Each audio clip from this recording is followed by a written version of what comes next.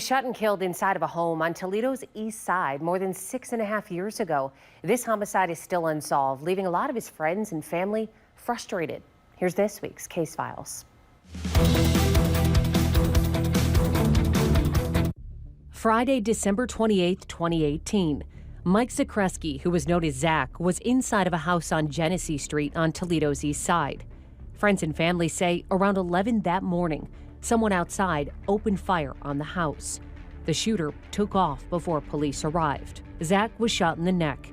He was rushed to the hospital and died the next day. I look down and there's caution tape everywhere, and I just like my I don't know, like my soul left my body. You know what I mean? Because I knew it was real.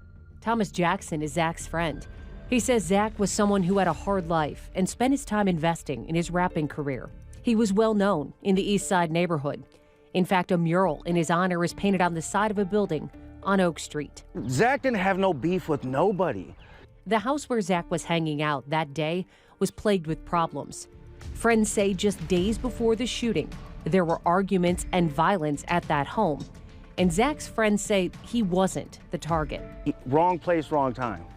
That nothing to do with him whatsoever. He had nothing to do with anything. Friends and family are frustrated because they have information on a possible shooter, but claim nothing's being done by police. I don't know if they don't have enough evidence. That's why they're not moving forward with the case. You know, I don't know, but I've heard from the streets from several people. Even my mailman told me that he didn't mean to shoot Zach. I feel like it wasn't even looked at as a big deal at all.